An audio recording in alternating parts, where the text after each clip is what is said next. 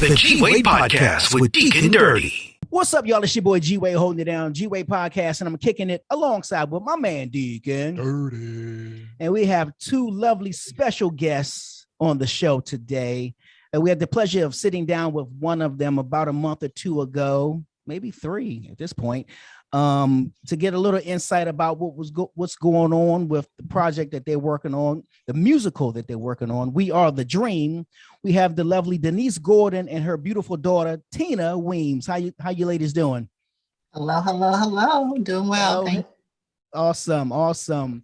Well, let's before we get into what you guys are doing right now, because this is Black History Month. The project, obviously, We Are the Dream, deals with Martin Luther King. But let's get a little backstory of you guys, and then we'll move forward on how this came to be. So, Denise, let's start with you. Well, first of all, thank you for having me back, G-Wade and D. Glad to be back on the show. I had a pleasure the last time being on the show. Want to put that right out there in the beginning. Absolutely. My name is Denise Gordon, and I am the co-writer to a musical called We Are the Dream, the musical. And it's a musical about Martin Luther King. I'm from New Hampshire, so I know I was down in Georgia. I'll put that out there. There's Black people in New Hampshire doing things, okay? Right. Still doing things. So my background, aside from writing this wonderful play, I do acting, I do directing. I run a children's program at the Eganqua Theater in Maine. Okay. And that's really where the show came from. I actually was looking for a play to do. I do children 5 to 10 years old. And I found this little play called We Are the Dream, written by Catherine Miller. And I loved it. But like I said, I live in New Hampshire and I work in Maine. So I couldn't find 14 little Black children Oh, wow. to play the Black. No, that's the truth. Wow. That is the God's honest truth. I could not, actually the cast is 21 and I could not find 21 Black people in order to do the show. Wow. Yeah, that's history for Black history right there. But I love the premise of the play. The play focused on the fact that he was a reverend, as not so much as an activist, but they actually focus on the fact that he was a reverend first and activist second. So I read the play, continued to read it, loved it, and just what I did is I expanded on this little play. Okay. To give the play's message was, we remember his name, but we forget the message. I got you. And expanding on the play, I needed some music. So my daughter had this beautiful song and I was like, hey, baby girl, can I use one of your songs? And she was like, sure, mom. And I was like, wow, this is fantastic. How about 11 more? And I won't even bother you. Right. So she was gracious enough to partner with me. We do a lot of things together, but this is really my passion project, and I should say my purpose project. Gotcha. Because one of the messages that we forget about Reverend King is that he did not live his dream; he lived his purpose. Absolutely. And if we lived our purpose instead of our dreams, it would be a whole different world. So that's how this whole project got started. And that is the message that we are trying to get across, not only through the play, but through the music, that we're not here. God did not put us here on this earth to live our dreams. That's an American lie, which we feed into. Yeah. We have that purpose. Yeah, absolutely. And the dreams come along with it. That's right. I like that. Now, Tina, through one song, obviously came many for this project, but then once you, I guess, gave the okay for the one song, what was the spark for you to say, you know what, I want to fully indulge myself, get involved in this project, obviously support your mother, and, fulfill your purpose within this project? I definitely found my purpose in the project. Always to support my mom, so it's usually an easy yes that way.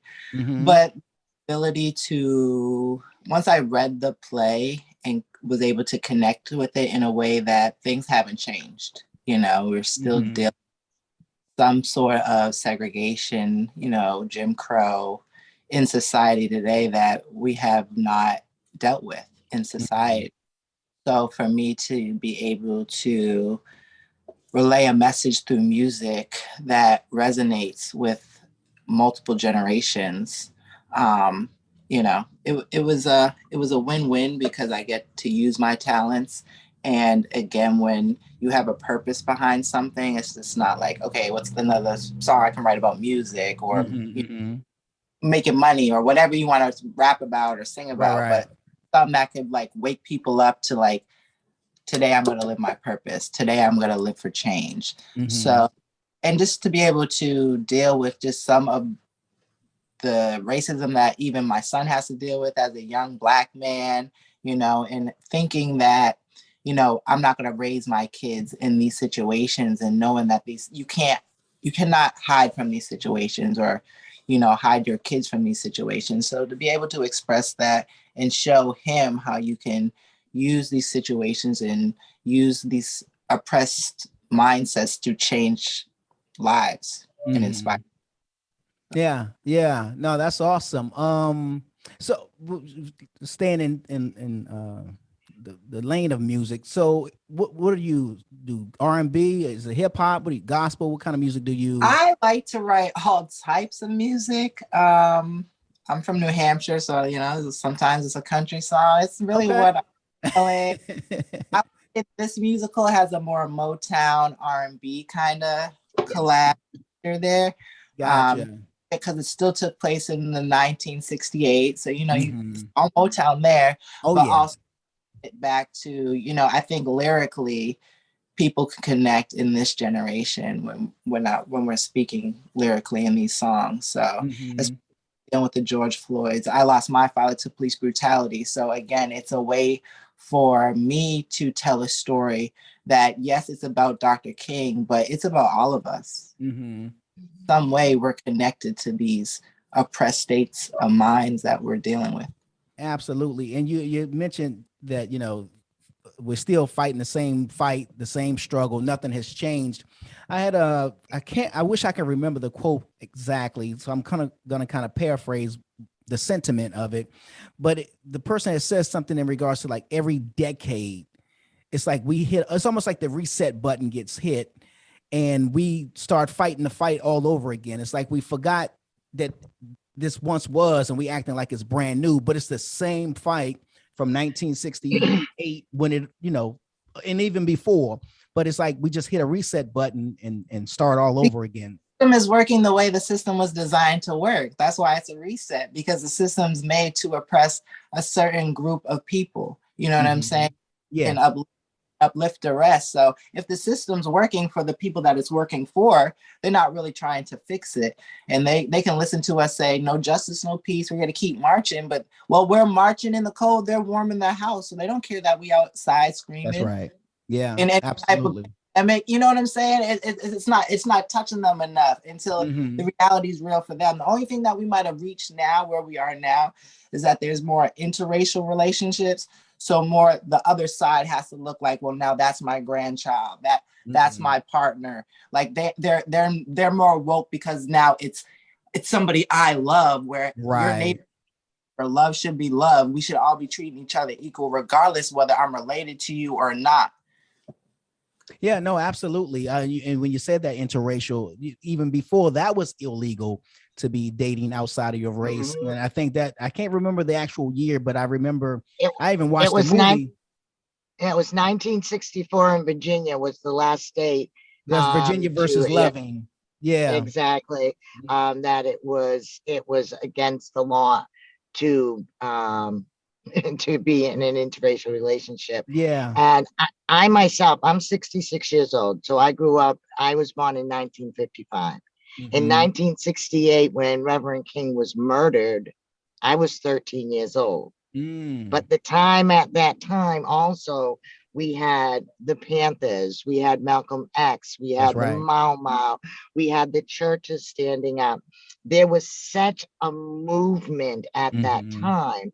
And being 13, and if we all remember being 13, that's a very impressionable age. Absolutely. And I remember thinking, something is going to happen. Something is finally going to happen. I mean, it was wonderful. And then, but we watched in '63 when they killed Kennedy. And we as Black people knew that, you know, they're going to kill us. They're going to kill us. You know, like Tina said, her father, my first husband, excuse me, was killed by the police in 1993.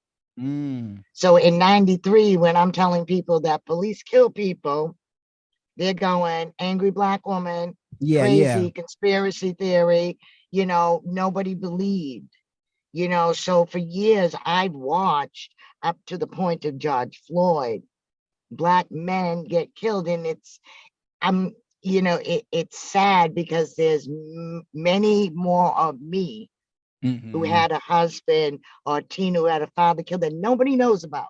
That's right. Yeah. Nobody cares about. Nobody says their name. And see, the purpose of this play is to remember too, and I tell everybody, Reverend King did not die to have a street named after him, a building named after him, a holiday named after him, or a day. That's not why he died. That's absolutely. You know, when he was doing his movement, he was a communist. He was a threat to the nation. You just could, you know, people go out today like, oh, Black Lives Matter. In my times, if you went into that crowd, you could end up in jail. You could end up dead. You could end up beat. You know, so I look at Black Lives Matter and the marches now, and God bless us, but it's a joke. Because people don't go out there for the purpose. Do you understand what I'm saying? Oh, absolutely. And you mentioned Black Lives Matter, and I guess the movement and the organization as well, who has also kind of gotten a lot of backlash because, you know, when you start hearing different things that seems to be happening within that organization, that, you know, they starting to get like there's issues even within the organization that, you know what I mean? Like, but the problem is they're there for the same thing. You know what I mean? Well, because if everybody in the organization was there for their purpose, not for some other alternatives, so you can't go into a movement thinking I want to be the leader, or I want to write a book, or maybe one day they'll call me and I'll get it, whatever. None of that really matters. You see what I'm saying? Once they took Reverend King out of it, made him Dr. King, they destroyed his message. His message is like Tina was saying. They knew what they were doing. Like you said, 13 is an impressionable age, and during those times, like they dislabeled the Black Panthers and made people think they were a bunch of thugs. Unfortunately, they were a much educated group of college students who started their own movement, but they designed, and Black people themselves had their own education of their own people that were trying to free them from their own oppressed state of mind during those times. And so when you're killing those people, when you're locking those people up, and not just men, the women too, going in there shooting up, whether they were pregnant with kids or not, you form, again, a fear in people. Of course, we don't have those same type of leaders. Of course, we don't have that same type of movement because, again, people aren't living in a purpose of this is my life and I'm willing to die for it. People want to the American dream, which means it's about me and what I can get and how many bags I can carry for me and mine, not about what you're doing. And unfortunately, that's where what you're doing, if it's going to affect me, I'll cut your throat. That's how society is. Everyone's willing here to cut your throat or do what we know is not right. We keep our own people, just like, we want to look at, a lot of people will say, Dr. King, well, he was a womanizer, all this. We are so quick to do that to our own people, or what's in the organization. We back to focusing on the wrong thing. And again, now with movements like, you know, Black Lives Matter, whatever, everyone's looking for the opportunity. Right. Who can marketing? Oh, can I do this for them? Oh, okay.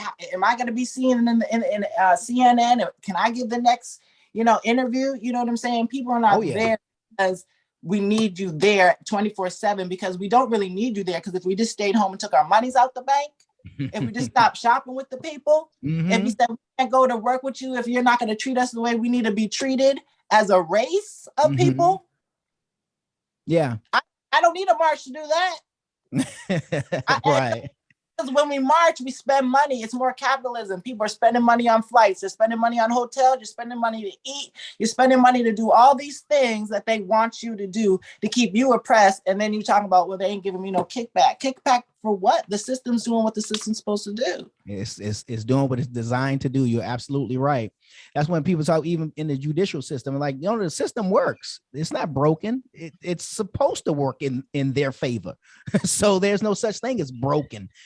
No, this is good stuff, man. Where does the play pick up in Martin Luther King's life? Is it as a child? Is it as a reverend? Where does it pick up?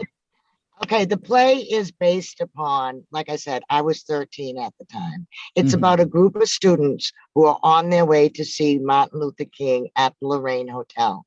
So it takes place in a classroom, and they're talking about Dr. King as well as Rosa Parks and different other stuff, but it actually starts when he was a child.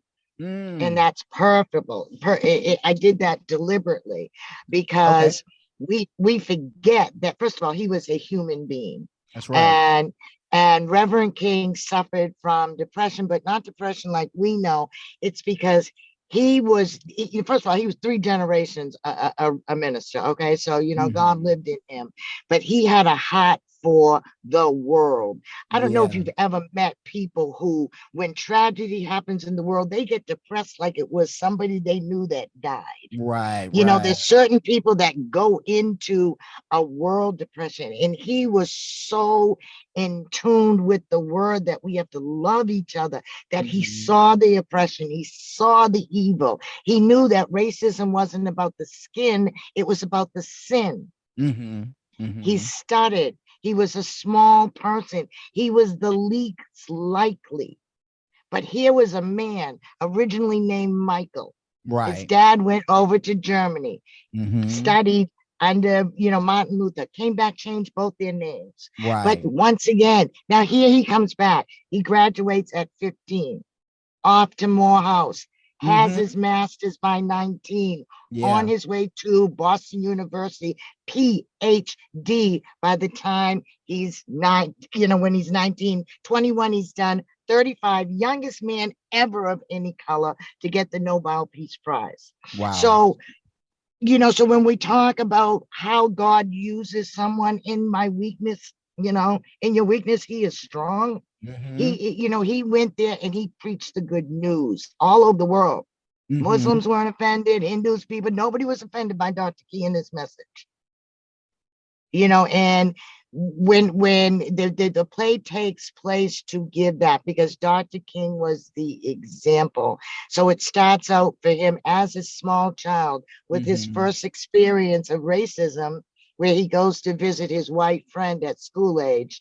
And the mom says he can't play anymore. Wow. They can't play anymore.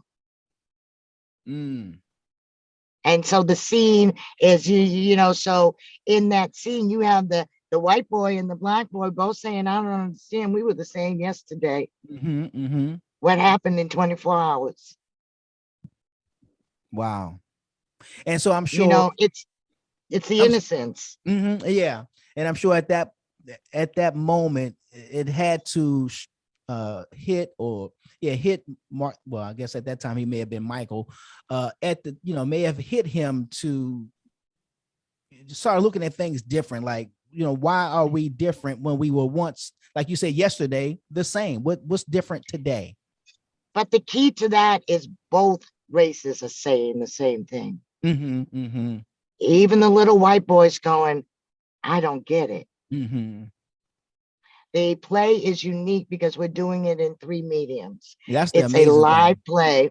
Yeah, I love this. It's a live play. And we filmed when we were down before, and I had the opportunity to come on your show. We were filming the film part of it. So Rosa Parks, Joseph McNeil, Vivian Jones will all be a film because it's a classroom. So it's like the teacher put on the projector. And then we have hologram, and we're very excited because this is the first time it's been done. Black Girl Magic. And my granddaughter is helping us with that. So it's going to be 3 generations in this family, mother, daughter, and granddaughter.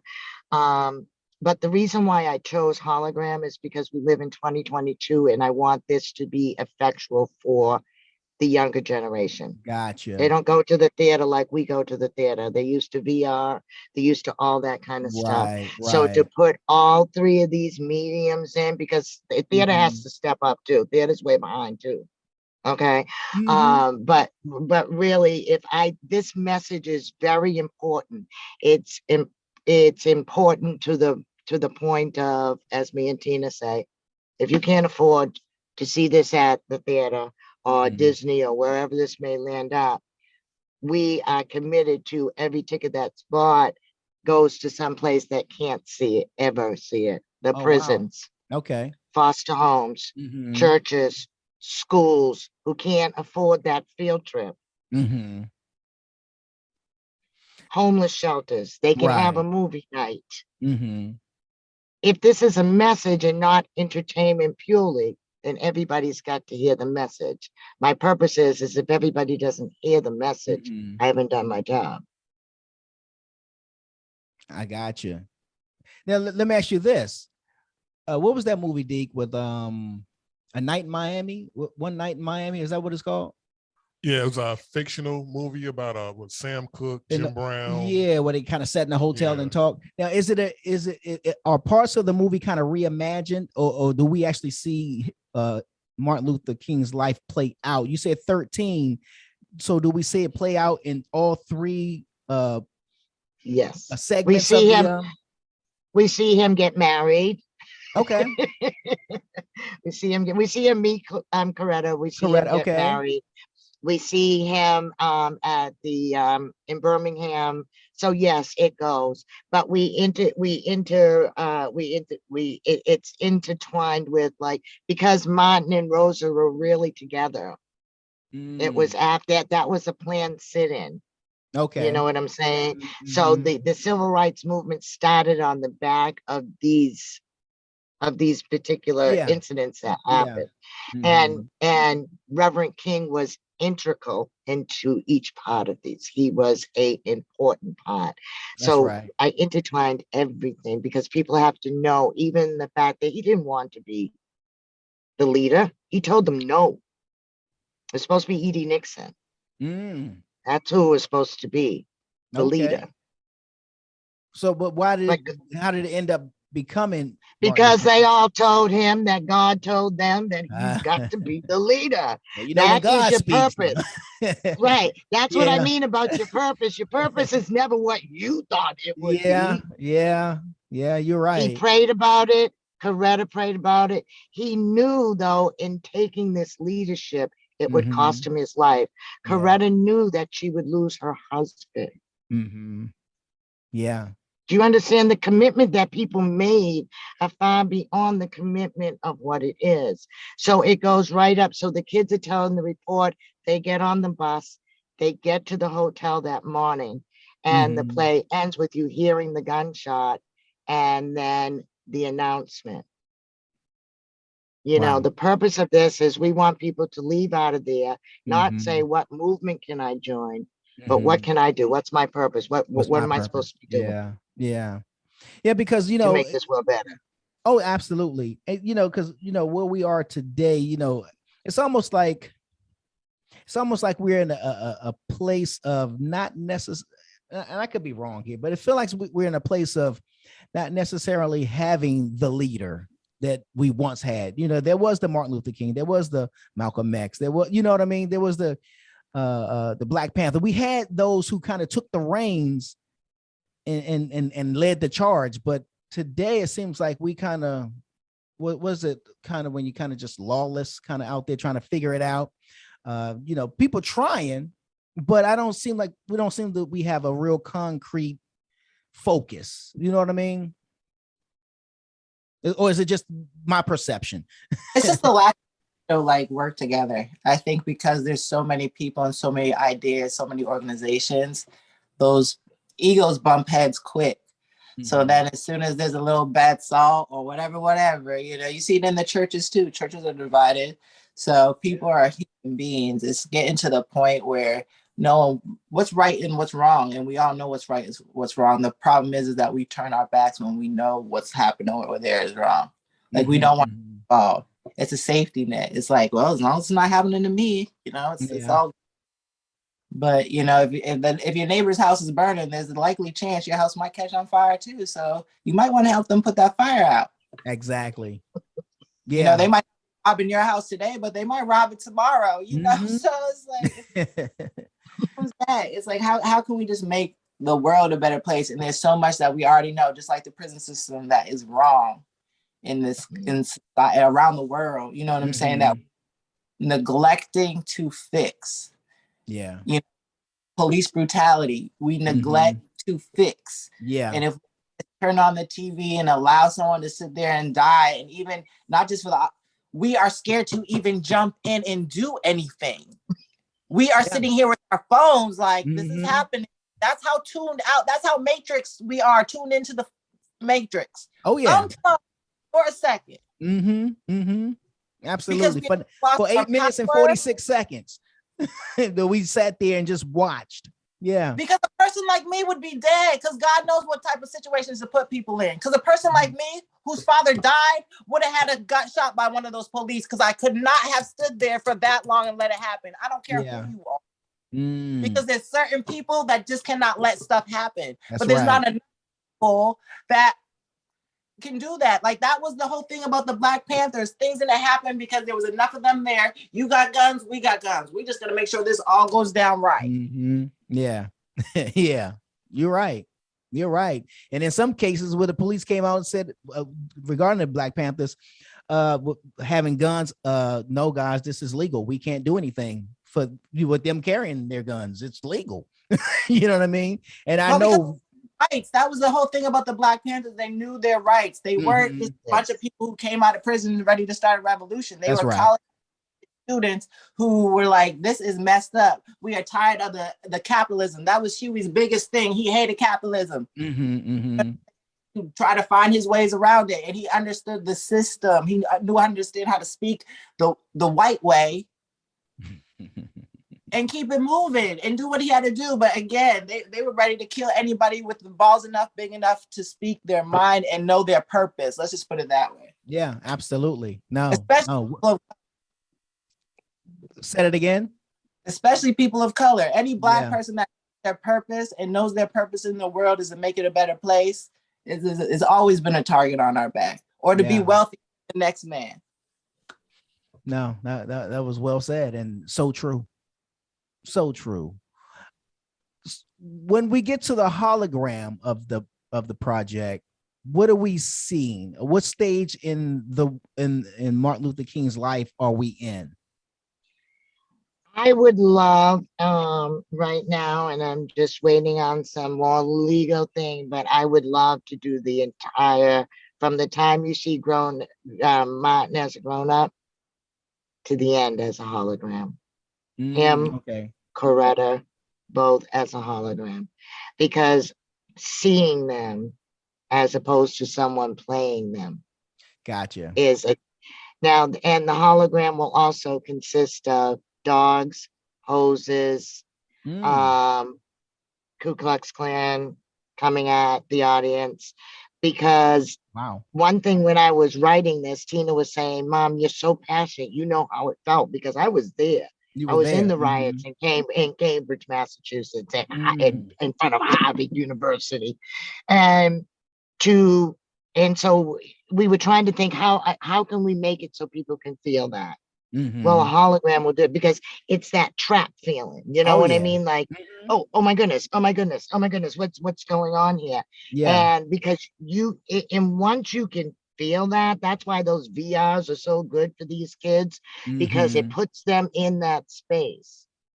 I don't want people going out of there going, wow, Gary, that was an amazing show, wasn't it? Yeah. Yes, it was, Elizabeth. It was amazing. I don't want you to have to want to go out and have dinner. I want this to be a theater experience. Wow. which is different than going to the theater. It needs to be a theater experience. When you leave there, I want people's thing to be like, I don't know what happened in there, but you got to go see it for yourself. Yeah. Wow. I can tell you what it was about in the message, but you got to go because you got to feel it for yourself. You got to feel it for yourself. Absolutely. What was Hezekiah Walker's role in the project? Of course, we had the pleasure of sitting down with him here at on the G-Wade podcast, talking about it. But you know, for the listeners again, what was his role? What was his purpose in the play and the project? His purpose was to be there. You met the bishop. And you know he is God bless him. He played Martin Sr. He played Martin Jr.'s father, because Alvin Garrett actually played Martin Jr. Alvin Garrett Jr. played Alvin Garrett played Martin Jr. and Hezekiah played his father. And we were just blessed. That was another God thing. Somebody said, ask, we did. And when I tell you, he said yes within 5.2 seconds. Just, you know, wow. He was like, what can I do? I got you. Don't worry about it. And he was there he was amazing. And as you know, I mean, people, you all need to go back and see Hezekiah on the show that G-Wade did, because he is an incredible man. Because a lot of people, and you must know, you meet a lot of people in the industry and they're all about whatever. Right. But he was, you know, he was just comfortable. I mean, he was real. He was genuine. Yeah. Yes. Yeah. You know, that's what I got from him. I was like, this is somebody I'll kick it with. You know what I'm saying? You know what I'm saying? He was just too cool. You know what I mean? Swag. That's what I tell people. He's the bishop with the best swag, baby. Right. Cool. He is cool. So why did y'all choose Atlanta? Y'all came here to film some of it. Why did y'all choose Atlanta? Because it's home of the the king. So we definitely had to come there, and like my mom said, wasn't too many Black folks we could use in New Hampshire. So, you know, to pay tribute to, you know, where it all started. And also just an honor and a blessing just to walk the streets, you know, to be there where it's inspirational, you know, especially like this. So we wanted to make it close to home, especially when you have, you know, relatives, other people in the movement, many people who are still in the movement. We have Miss Bernice King, the daughter of, she's still, you know, in the Atlanta area. So we wanted to make it that they can also come and be a part of the show, you know what I'm saying, for themselves, and just experience the opening and the kickoff of what we know is going to be bigger than life. That's what's up. So when can we expect it? When does this all go down? When can we fill the theaters or fill the living room, or however it's going to play out, the theater? When does this happen? September 30th, right, Mom? September 30th. We're looking at the Gas South Theater right down there. And we are going to be doing it the 30th will be our opening. And we're hoping to do a special show in the morning for schools. We've contacted the school districts, and our opening night will be Friday night. We will have 2 shows on Saturday, 2 shows on Sunday. And then we'll be moving on to South Carolina, Virginia, New York, and Boston. Wow. And we're hoping to get over to Tennessee. We're working on that. And Chicago, because a lot of people like, when are you coming to our town? Well, I'll let you know when we're coming to your town. as we're working things out. But like Tina said, it was only appropriate to do it in Atlanta. Yeah. No, certain things are appropriate. You know, no, absolutely. The appropriate place. No, you're right. Did you guys get a chance to walk the memorial, the MLK memorial, and his home and all of that? Oh, we did the tour. We did the tour.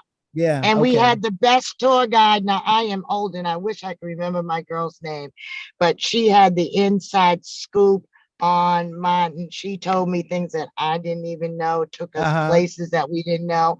The people who were behind him, The gentleman who owned the shoe, he was a barber, and he financed all the marches. Oh, and wow. Okay. just to go down and see, when you're from a different place, I didn't realize how close everything was. Yeah. That Martin was literally working with his neighbors and in the Yeah. neighborhood. I don't know how And that count as marches, because once we walked around, I was like, y'all might have just been going to the church, because y'all live close to each other. I don't know. We might have to visit some things as marches, because some things were close. Just run around. Yeah, no, you're right. And you're absolutely right. He was right there. It's like right there, right next to the neighbors. And that's probably another reason why he was so powerful, because he was able to touch the people. It wasn't like, I guess if you're in New York, you had to go to Brooklyn but you're in Queens. Like, you was right there, and everybody got to come out and feel, touch, and smell exactly what was happening at the time that it was happening, and which made him even the more effective in his works. So September 30th, it's going down. It's going on tour. Is there anything that you guys are looking to happen now? Like, are you taking donations still, or what's happening at this stage? Okay, let's get real now. I'm glad you brought this up. Let's bring it to that place. No, we are definitely still looking for donations. We are looking for sponsors and investors. And we are also that is very, very important.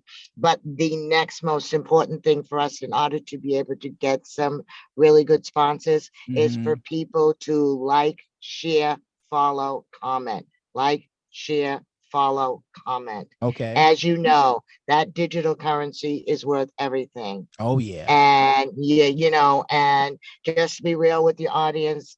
They like to see how many people that they can, Coca-Cola or Nike or whoever can say, hey, we're part of this.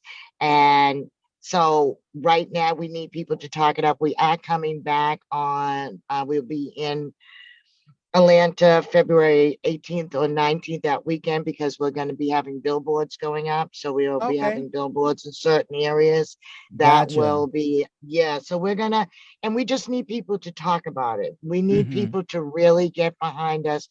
Go to our website. We are The Dream, themusical.com, all our socials. Follow us on Facebook, follow us on Instagram, TikTok, Twitter. Y'all, I'm 66 and I'm naming this stuff like I got money in it. But that's really what we need. Yeah. Because, what people always say, what can we do? And we need you not to forget. Yeah. We need you not to forget, but if you do sponsor or you do donate, you get to say, okay, I have a Boys and Girls Club. I have a foster home. I have a foster parent who needs to see this. So your donation's not just going to get you a ticket or a sweatshirt or whatever, but that also means that somebody else who can't see the show will be able to do that. So you'll be helping us fulfill this purpose of getting the message out. That's what's up. Well, I'm so looking forward to it. I'm gonna have my face up in the place when it's when you guys drop September 30th. You said correct? You got it. And I'm going to when we get off, make a donation to the cause of what you guys are doing. And I'm excited about it, because again, this is the first of its kind for something to be live performance, film, and hologram. Like, it's almost like you don't know which way it's coming. You know what I'm saying? So it's gonna be pretty interesting to see how that even plays out. You know what I mean? So yes. I'm looking forward to it. This is February, the month of Black History, but although every day for us is Black History, and we make it every day, so we celebrate us every day. And next time y'all come down, I don't think it was open when you guys came the first time, or when you were here the last time. The Black Wall Street Mall is now open, and I think you guys would enjoy that. It's us. It's all us. You know what I'm saying?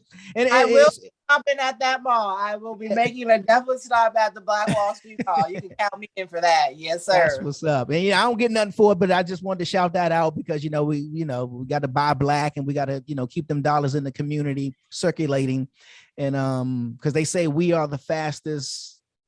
Our money blows through the community faster in our community or something like that, and we need to really help.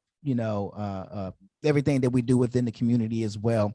But ladies, I'm certainly looking forward to it. Denise Gordon and Tina Weems, We Are the Dream, the musical. You wanted to say something? Yes, I do, because I want to give a shout out to a couple of people who are really important on this project. Okay, so we said Hezekiah the Bishop, Alvin Garrett, Ariska Connor, Alexis Holland, Hello Sunday, Rosie, Tamara Whitehead. Yes, our husbands, because we never shout them out, so let's just throw them in there. You got the husband.